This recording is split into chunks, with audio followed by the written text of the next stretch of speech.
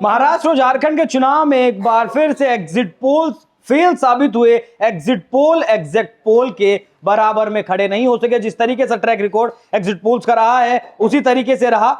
कहा जा रहा था कि लगभग 157 से 160 सीटें महायुति जीत सकती है, लेकिन 225 को पार कर चुकी है महायुति। उसके बावजूद भी महाराष्ट्र से ऐसी खबरें आ रही हैं कि एकनाथ शिंदे की पार्टी के जो 56 विधायक हैं उनकी बाड़ेबंदी शुरू कर दी गई है। रिजोर्ट जो पॉलिटिक्स है वो महाराष्ट्र में शुरू हो गई है। विधायकों को होटलों में ले जाने का काम भी शुरू हो चुका है। हालांकि इसकी कोई जरूरत नहीं थी, क्योंकि 136 सीटों पर फिलहाल बीजेपी आगे है, 41 सीटों पर अजीत पवार की पार्टी आगे है, 56 सीटों पर एकनाथ शिंदे की पार्टी आगे है। तो लगभग 225 से भी पार यह आंकड़ा कर चुका है। तो रोहित, जिस तरीके से अब ये बाड़ेबंदी शुरू हुई, क्या इसकी जरूरत थी? मुझे लगता है कि इसकी जरूरत समझने से पहले संजय राउत के बयान को ध्यान में रखना चाहिए।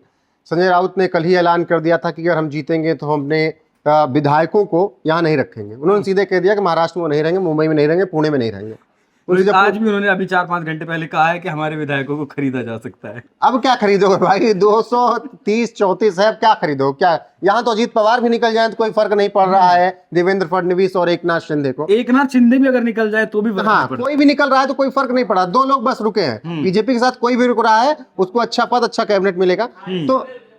तो मुझे लगेगा कि जिस तरीके से ये बयानबाजी हुई है, या जो ये कहा गया कि शिंदे ने कहा कि हमारे विधायक होटल में रहेंगे, रिजॉर्ट में रहेंगे, इसकी जरूरत मुझे बहुत ज्यादा लगता नहीं है। क्योंकि एकनाथ शिंदे के विधायक टूटकर उस विचारधारा के साथ जाएंगे, ये बड़ा सवाल नहीं जाएंगे, क्योंकि उन्होंने उद्धव ठाकरे का हस्त्र देख लिया। सब ने यह समझ लिया कि उद्धव ठाकरे वाला कदम अगर हम उठाते हैं तो हमारा भी वही हाल होगा जो हिंदू हृदय सम्राट बाला साहब ठाकरे के बेटे और पोते का हुआ है, यानी आदित्य ठाकरे और उद्धव ठाकरे का जो हाल हुआ। तो कोई विधायक अपनी विचारधारा से समझौता करके तो उधर नहीं जाने वाला है, ठीक है, क्योंकि उनको भविष्य दिख गया उद्धव ठाकरे के राजनीतिक इतिहास करियर का।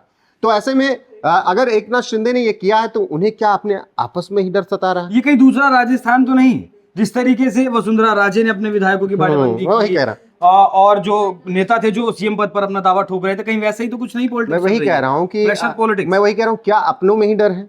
क्या एकनाथ शिंदे को लग रहा है कि कुछ विधायक 133 के आंकड़े को 145 पहुंचा सकते हैं? ठीक है, समझ रहे हैं ना? क्योंकि 56 विधायक हैं। ऐसा तो है नहीं कि 50-56 विधायक हैं, 25 या 26 विधायक टूटेंगे तभी आप क्या कहते हैं अयोग्य उन्हें घोषित कर सकते हैं। 50% होना ही होना चाहिए।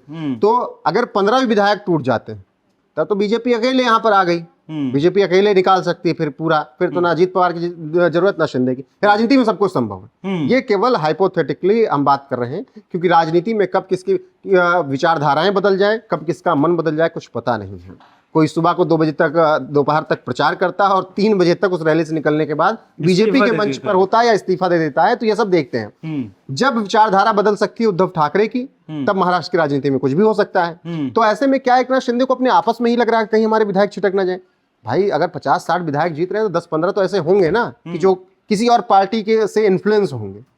क्या उस वजह से वो होटल में रख रहे हैं? और होटल पॉलिटिक्स एकनाथ शिंदे से बेहतर कौन जानेगा? मुंबई पुणे से लेकर गुवाहाटी तक की होटल, गुवाहाटी के होटल उन्होंने 2.5 साल पहले नाप दिया था। तो वो शायद केवल प्रिकॉशन के तौर पर रख रहे हैं कि भाई आप लोग यहीं रहिए, बहुत मेहनत कर लिया 2-2.5 महीने कैंपेनिंग, अब चाय नाश्ता कीजिए आराम से, बाकी हम अब बीजेपी से बात करेंगे। महाविकास आघाड़ी से तो दिक्कत नहीं है, महाविकास देखो खुद तो 50 पहुंच नहीं रहे, हम कह रहे हैं देखो खुद 50 पहुंच नहीं रहे, चलो एक बार मान लेते हैं 50 उनके, ठीक है, महाविकास आघाड़ी 56 इनके हुए कितने?